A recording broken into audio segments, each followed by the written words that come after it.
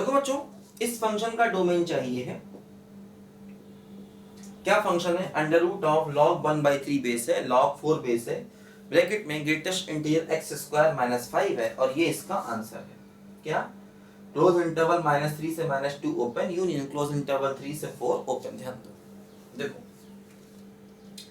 अब सबसे पहले क्या करना होगा, देखो पूरे का अंडर रूट है, तो अंडर रूट के अंदर के टर्म को पॉजिटिव करना होगा। ध्यान दो, अंडर रूट के अंदर के टर्म को पॉजिटिव करना होगा, ग्रेटर या इक्वल टू 0, क्योंकि रूट के अंदर इक्वल टू 0 हो सकता है, कोई समस्या नहीं है। ध्यान दो, अब देखो ये लॉग हटेगा, पहले इसका बेस क्या है बोलो 1/3, तो जब लॉग हटेगा तो पावर में 0 होगा, लेकिन इनइक्वालिटी चेंज होगी। देखो ये बचेगा log 1/4 greatest integer X square minus 5 lesser equal to 1/3 की पावर 0।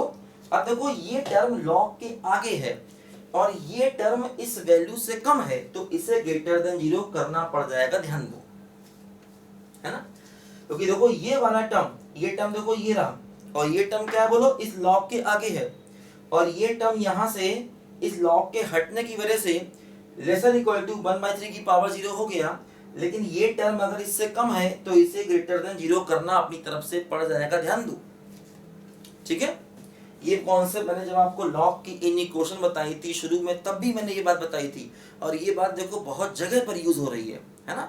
अगर जरा भी कंफ्यूजन हो तो जहां पर मैंने आपको फंक्शन में लॉग की इक्वेशन समझाई थी उस वीडियो को दोबारा आप पढ़कर देखें, है ना, वरना ये कॉन्सेप्ट आप याद रखिए। अभी मैंने इससे पहले भी सवाल में इस बात को समझाया था कि जब भी ये x किसी नंबर से कम होगा तो ग्रेटर देन 0 करना पड़ेगा अपनी तरफ से।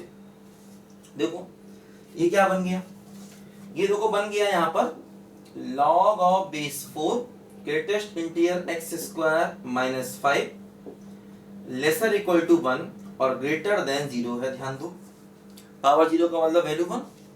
देखो यहाँ पर बेस 1 से बड़ा है, तो जब ये लॉग हटेगा तो क्या होगा, जब ये लॉग हटेगा तो क्या होगा, देखो इनइक्वालिटी चेंज नहीं होगा, 4 की पावर 0 लेसर इक्वल टू क्या बना बोलो 4 की पावर 1।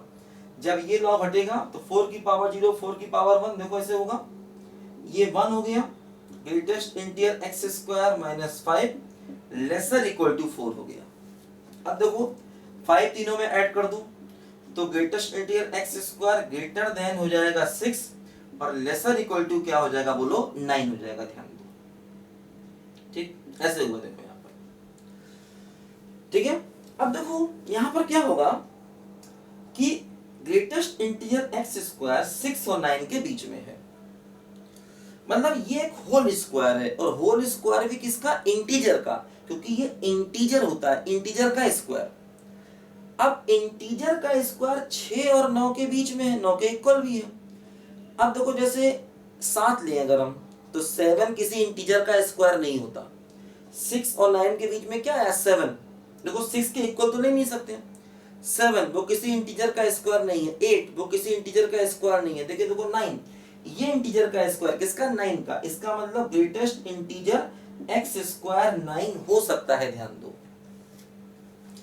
क्योंकि 6 और 9 के बीच में किसी इंटीजर का स्क्वायर, क्योंकि ग्रेटेस्ट इंटीजर एक इंटीजर है और इंटीजर का स्क्वायर चाहिए, तो इंटीजर का स्क्वायर का मतलब अकेला ही वो 9 हो सकता है, क्योंकि 7 है वो किसी इंटीजर का स्क्वायर नहीं होता, 8 है वो किसी इंटीजर का स्क्वायर नहीं होता, 9 होता किसका, 3 का।